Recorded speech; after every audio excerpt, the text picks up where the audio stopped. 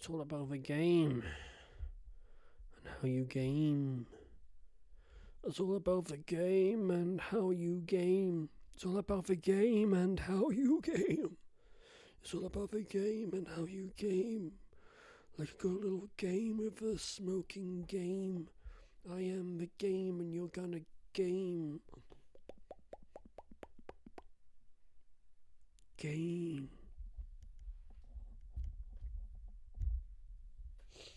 Okay, dokie, so I'm going to be filming this, but again, the main, crux of it is this won't be...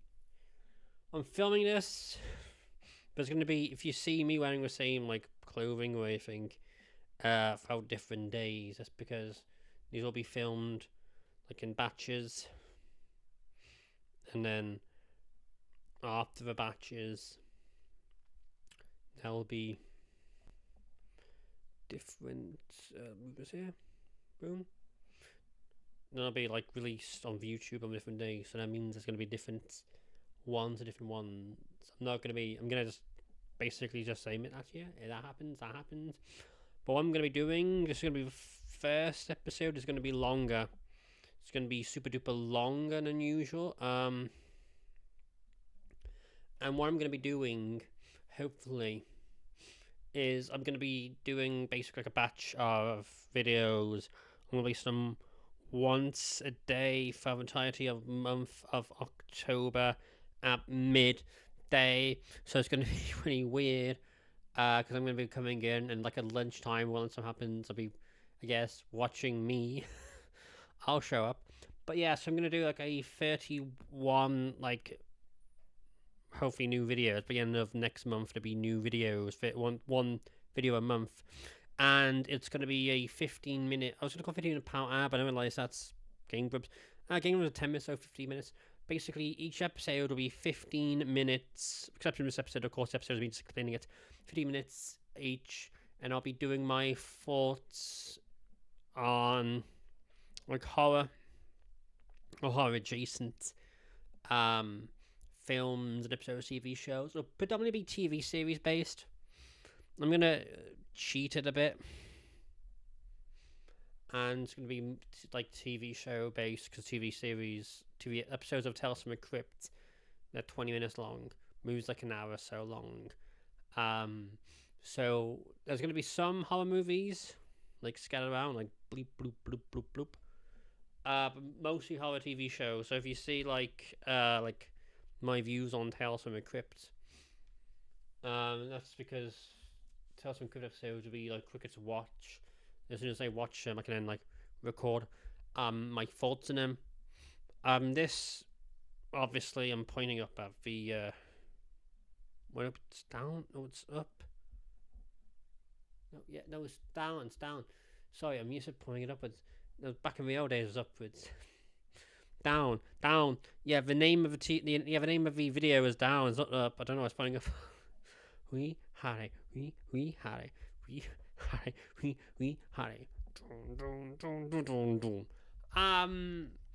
So as you can tell by this one, which will be released on the 1st of October. Down. I'll be doing my thoughts on a movie today to kick off the film, and I'm going to set up usually I'll look at recording, and recording will say 15 minutes. I guess I can add 15 minutes to it, so this will be 20 minutes. So I'm just gonna talk about my thoughts on Paprika. I need to lock down when it says 20 minutes, and then stop it, and we'll record it. Yeah, I'd like to show you how stuff's made. And this one is brought to you by, well, my messy room, but also my cat. My cat named Barry. My room is messy. My room is always messy. So I'm going to be talking about my thoughts on Paprika. It won't be a straight review. It won't be sort of recap. It'll be recap review, but it'll just be my basic thoughts on it. What watching it made me think. So I might skip and go about different bits and pieces, but what have you. So it begins right now, and first and foremost for this and all the other episodes, spoilers will be abound.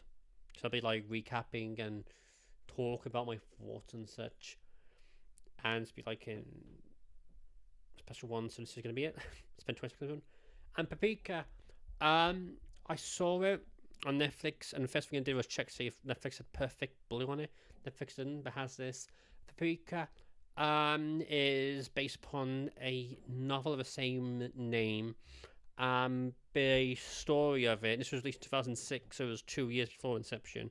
The story of it is it's the future, the near future, and scientists, therapists have designed this this DC Mini, which is basically like a little like headphone thing, headset you can connect to. And it connects to a person sleeping, and you can look into people's dreams. You can find out the subconscious psyche of what's concerning them, and then you. So Paprika is not the name of the main character. Paprika is the name of the main character's psyche, alter ego. So the alter ego she uses when she enters the dreams. Think of her like a benevolent. It's like a benevolent Freddy Krueger. As Freddy Krueger enters your dreams to kill you, Paprika enters your dreams to save you, to look at why you're doing what you're doing. And there's a couple of other fellas now. There's the person who invented it, and there's the main scientist slash mentor. There's also a cop who. So the beginning of this movie is very creepy. It's very Giallo-esque. I was watching bits and pieces of this one. I had to Google if it was a horror. It's not a horror. It's a science fiction, like thriller type deal. But they are very horrific aspects because it is based upon the dreams, the awareness of the dreams. Like there's a segment near the end of the movie where basically all the dreams interweave and enter the real world. So there's businessmen synchronized suiciding, or synchronizing unaliving, because I don't think they suicide in YouTube. I know you could say that if you don't. I don't think I'll be monetized. So like, who cares? Um, so there's people synchronize unaliving. There's businessmen jumping off roofs. There's weird, weird perverts and weird like telephone. There's telephone schoolgirls and there's telephone businessmen, and they're like half phone, half people. And there's a parade which came through where the dolls are alive. The dolls are very Giallo-esque. I forgot because I put all the films down there. So there's a. It's not Porco Rosso. It's because Porco Rosso is a Studio Ghibli film, but it's the red. It's the Give me 1 second. It's the red one. There's the bits and pieces of it reminds me of a Giallo film, Cat O' Nine Tails, especially the science fiction and the scientists helping to find something, and then there's like an evil person who works there, and then there's also the creepy dolls remind me a bit of Child's Play, and also a bit of Let Me Not Kill Nine Tails. It's the other giallo I have. It's no, it's here. It's here. Being forced to take everything out. It's not you just can't find anything.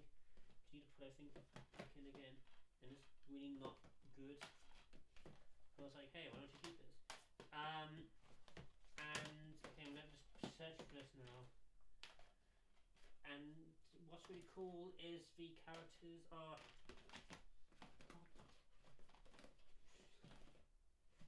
It's not Identity. It's not Identity. It's Profondo Rosso. That's Profondo Rosso. Sorry, thinking of this. Was giving me very Giallo vibes. And what's kind of interesting, if bittersweet, is as Profondo Rosso was thinking of. I need to put that back away afterwards, which I will. Put it away in 10 minutes. It's kind of bittersweet about the film is the cop side quest. So the cop side plot. The reason why the cop's having nightmares, where there's this victim, and then there's just he's chasing the shadows of a past through different film techniques and through different genres, and he's trying to deal with his past. Is that he had a friend who was going to enter film school, a friend who was going to be the next Takashi Miike, the next Steven Spielberg, the next the next big thing, the next great thing. When he passed away, now he's wondering what he'd done. And what's really weird, what's kind of sad, again, I don't think it was, again, it wasn't supposed to be this sad, but we said his next film the director made, he couldn't make. The next film he was going to make was going to make like a dream film for kids. His first few children's, like, family friendly film. But just like the cop's best friend passed away, it's by the director of not Audition, that'd be weird. The direction of Perfect Blue. Paprika is, and I love this music of Paprika. Paprika has a fantastic soundtrack. Especially, I'm gonna play this for you now. Parade.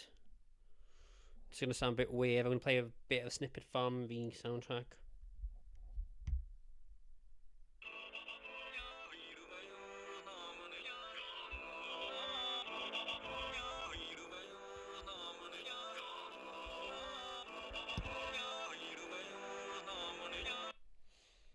And that's kind of like the disorientating aspect of it. Again, this isn't a horror. Bit of a cheat. I mean, it is horrifying a bit where like he gets transformed and everyone's after him in all those different weird aspects of the weird perversions of religions converging in one and people fighting to become the ruler of a throne that doesn't exist. And the face, the half, like the whales, the human faces chasing everything, and the aspects where the main character gets tied up, and the main woman, Paprika, she basically she needs to deal with the fact that she has to be both herself and her dream self. And what's kind of interesting is, I'm not entirely sure if I haven't looked at interviews regarding this, but the aspects and the bad guy kind of also reminds me of a Japanese film Tag, and also the weird mind-bending nature kind of reminds me of a Japanese film Tag, and it also is kind of reminiscent of just like a David, like not Dave, there's Dave Lynch, like kind of like mind screwy like take, like kind of like Belle, whereas Belle focused on like an anime adaptation of Beauty and the Beast. Both Belle and Paprika named after the fictional like alter egos that go into a different realm and basically try and bring happiness to others, whilst not being happy themselves. And that's essentially what it is. I think Paprika's very much kind of like the precursor to Belle, precursor to Tag, which are both two really good films to watch if you haven't already seen it. It's fantastically animated. It's fantastically made, because the reason you can tell when someone's off is when someone hacks into the dream and uses the machine for bad, it kind of has similarities to that of a stroke victim. Do you know how? Do you know what I mean? Do you know, like, when like someone's having a stroke, they're speaking, but they're not actually speaking. Like, they know what they want to say, but what they're saying comes out as gibberish and nothing that actually doesn't make a lick of sense. And that's what happens, especially during throat, because what they're saying is not real, not speaking as you would in real life, because they've been affected by the dreams. Because they've been affected by the dreams itself, and that means the dream itself is kind of like cause it to speak using dream logic, not world logic, which is kind of interesting, because when it happens first time, just people speaking gibberish, and then he dives out. He survives, but he just dives like, what the heck's going on here? And what's good is there's some brief nudity involved in it, but it's not. It's more because it's the rebirth. It's the main character. The only nudity is when the main character becomes like herself again in the dream real world, and she basically gets reborn, so she can be well with both herself and Epic herself.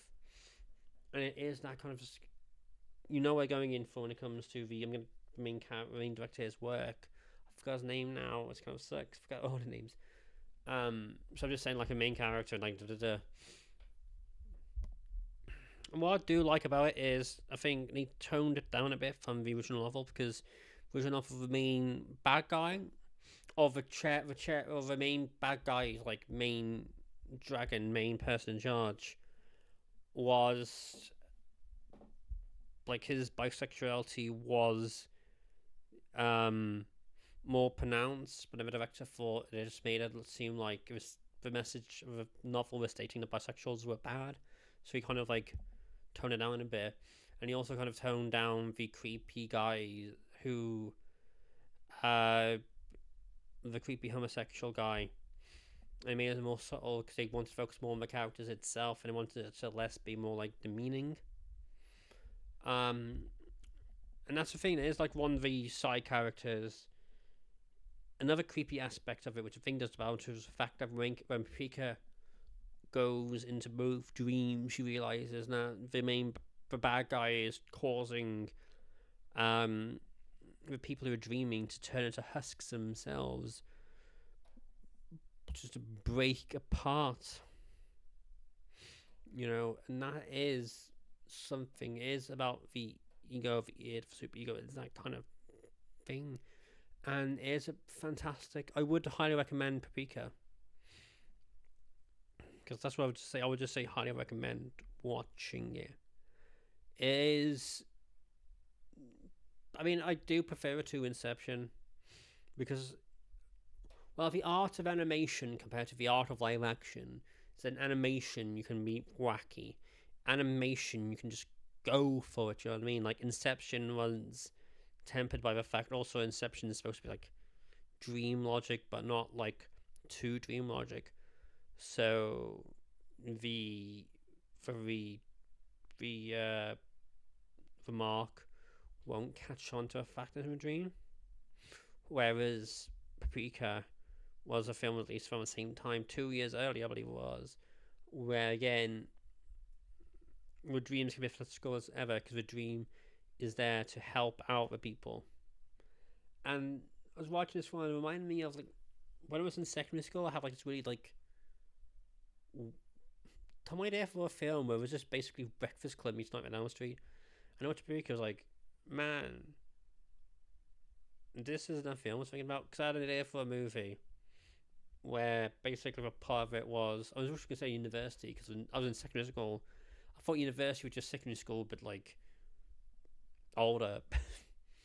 But like secondary school, high school, university are two different kinds of fish. University, everyone's the same. Everyone's equal. There's no like cattiness.